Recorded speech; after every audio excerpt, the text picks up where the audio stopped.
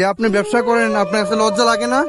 ব্যবসা করতে তো লজ্জা নাই, চুরি করলে না লজ্জা, থ্যাংক ইউ। বিক্রি করলে না ইয়া। ব্যস্ত কোনো এক শহরে যেখানে চলছিল বাণিজ্য মেলা, শিল্পকুটির এক বিশাল মেলার আয়োজনে বিভিন্ন নারী পুরুষরা যখন কেনাকাটায় ব্যস্ত হয়ে পড়ে, তখন একটি মেয়ে তার জীবিকার উদ্দেশ্যে নিয়ে আসে কিছু বেলুন। এই বেলুনগুলো নিয়ে দাঁড়িয়ে থাকে কয়েকটি জায়গায়। কিছুক্ষণ পর পর নাড়াচাড়া হাঁটা চলাচল করেছিল সেই মেয়েটি। স্বামী থাকার পরেও বসে থাকেনি নারী। সে নিজের ভরণ পোষণের জন্য বেলুন বিক্রি করে যে টাকা উপার্জন হয় সেই টাকাটা দিয়ে নিজের খরচ বহন করে। সাথী নারী হওয়ার পরও কষ্ট ভোগ করলো না। নিজেকে লজ্জাবোধ না করে সাথী ব্যবসা করে যাচ্ছেন হাজীগঞ্জ বিশ্ব রোডে, যেখানে কাজিরগাঁও অবস্থানে বাণিজ্য মেলাতে। আপু, এগুলো কি আপনি নিজে বিক্রি করেন? এটা কি আপনার? আমাকে কতদিন এই ব্যবসা করেন আপনি? এই যে বছরে লাগতেছে। 1 বছর হবে। কি নাম আপনার আপু?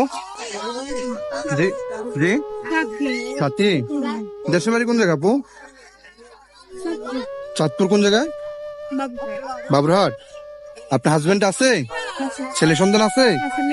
মেয়ে একজন। কিসে পড়ে? ছোটে? ছোট না? আর আপনার হাজবেন্ডে কি করে আপু? আমার স্বামী রাজমিস্ত্রির কাজ করে। রাজমিস্ত্রি কাজ করে। বিভিন্ন জায়গায় আমি দেখে থাকি যাদের হাত পা ভালো থাকার পরও তারা বিক্রি করে চলে, কিন্তু আপনি তো এখানে ভিন্ন রকম। আজকে আপনি বেলুন বিক্রি করতেছেন, আমার কাছে খুবই ভালো লাগতেছে যে সত্যতা। এই যে আপনি ব্যবসা করেন, আপনার কাছে লজ্জা লাগে না? ব্যবসা করতে তো লজ্জা নাই, চুরি করলে না লজ্জা, থ্যাংক ইউ। বিক্রি করলে না ইয়া। হুম। আমি যে আপনার ভিডিও করছি, আপনি কি রাগ হয়েছেন? এটা কি শাড়ি দিবেন নাকি? জি না, আপনার এই যে আমি অনেক জায়গায় দেখি বেশিরভাগই মহিলারা আপনার ভালো অবস্থানে থাকার পরে কিন্তু ভিক্ষে করে, ঠিক আছে? বিক্রি করা ভালো না। জীবনের পথে চলতে চলতে একদিন সবার স্বপ্ন সত্যি হবে।